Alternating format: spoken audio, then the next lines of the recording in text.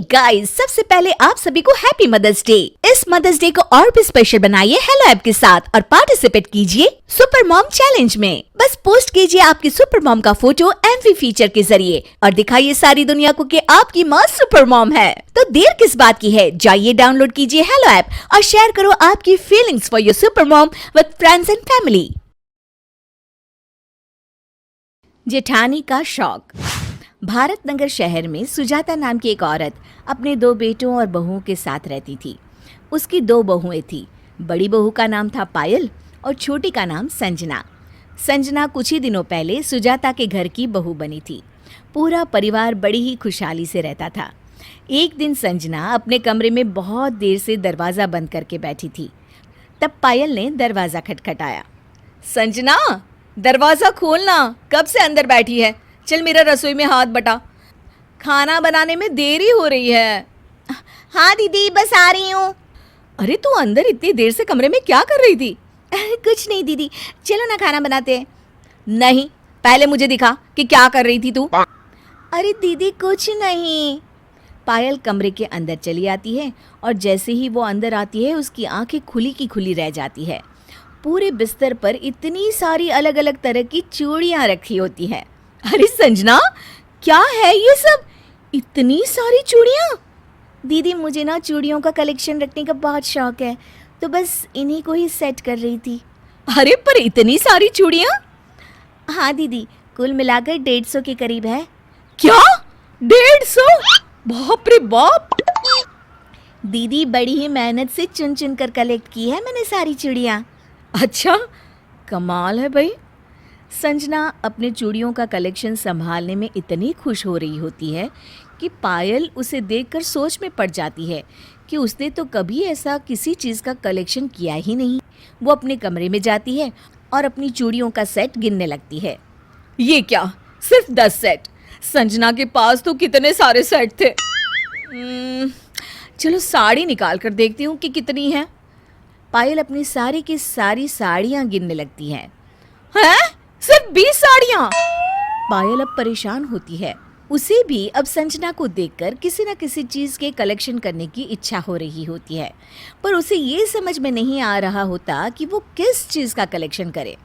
पायल रसोई में खड़ी सोच रही होती है, क्या कलेक्ट करूँ समझ में ही नहीं आ रहा। एक काम करती हूँ, संजना से ही पूछती हूँ। पायल संजना के पास सलाह लेने जाती है।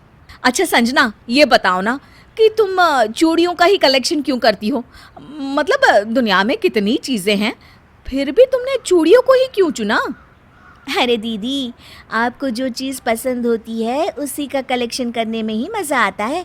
मुझे तो बचपन से ही चूड़ियाँ पहनने का बड़ा शौक था, इसलिए मैं उनका कलेक्शन करती हूँ। पायल को अब पूरी बात समझ में आती है। पायल का अब पूरा दिन यही सोचने में निकल जाता है कि उसे किस चीज़ में रुचि है। हाँ, याद आया। जब भी ये मेरे लिए झुमका या इयररिंग्स ले आते हैं तो मुझे बड़ी खुशी होती है।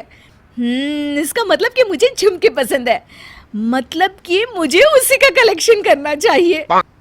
अगले दिन पायल पूरा दिन मार्केट में घूमती है और हर जगह से तरह तरह के इयररिंग्स खरीद कर ले आती है और अपने कमरे में गिन रही होती है।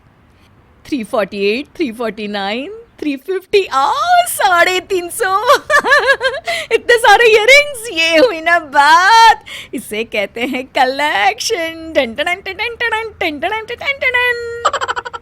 विकास शाम को ऑफिस से आता है। पायल, मुझे कार्ड का मैसेज आया, तुमने 10,000 की क्या शॉपिंग कर ली भाई? देखिए जी, कितने सारे इयररिंग्स लेकर आई हूँ मैं। क्या तुम यहाँ दुकान लगाओगी क्या? अरे नहीं जी, ये तो मेरा कलेक्शन है। किस बात का कलेक्शन? अरे मुझे इयररिंग्स पहनना बहुत अच्छा लगता है, तो मैंने सोचा कि उन्हें कलेक्ट किया जाए। ओफो पायल, तुम्हें पता भी है कि कलेक्शन किसे कहते हैं? कलेक्शन का मतलब ये नहीं होता कि एक ही बार में सारी चीज खरीद लो। लोग सालों साल कलेक्ट करते हैं अच्छी अच्छी चीजें, तब बनता है उनका कलेक्शन। अजी छोड़िए ना, आपको तो कुछ नहीं पता। पायल वहां से चली जाती है। पहले कुछ दिन तो वो अपने इयररिंग्स को संभाल के रखती है, पर धीरे धीरे उसका इंटरेस्ट इयररिंग्स से खत्म होने लगता है। अब तो वो उनकी तरफ देखती भी नहीं है। पायल, ये अपने इयररिंग्स को साफ भी कर लिया करो, कितनी धूल जमी है इनमें। मुझसे नहीं होती इनकी बारीकी से सफाई। इतने सारे इयररिंग्स, अरे कब किसकी सफाई करूं मैं? तुम तो बड़े शौक से लाई थी इन्हें, फिर क्या हुआ? कलेक्शन करने का भूत उतर गया? हाँ हाँ उतर गया। खुश?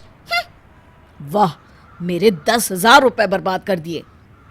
हाँ तो ठीक है ना, बेच आइए ये सब। मैं क्यों बेच कर आऊं? तुम बेच कर आओ, तुमने ही खरीदे थे ना। पायल और विकास की लड़ाई सुनकर सब वहां आ जाते हैं। अरे आप दोनों झगड़ क्यों रहे हैं?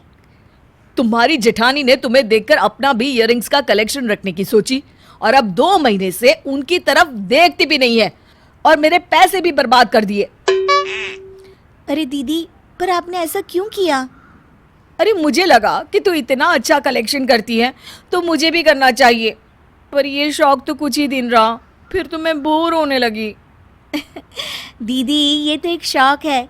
जैसे आपको खाना बनाने का शौक है तो आपको उसी में खुशी मिलती है ना, वैसे ही मुझे चूड़ियाँ कलेक्ट करने का शौक है तो उसी में खुशी मिलती है। हम एक दूसरे को देखकर अपने शौक तो नहीं बदल सकते ना दीदी। तू ठीक कह रही है, किसी की देखा देनी में कोई शौक नहीं पालना चाहिए, लेकिन अब इन इयररिंग्स का क्या करें? चलो इसका उपाय मैं बता देती हूँ।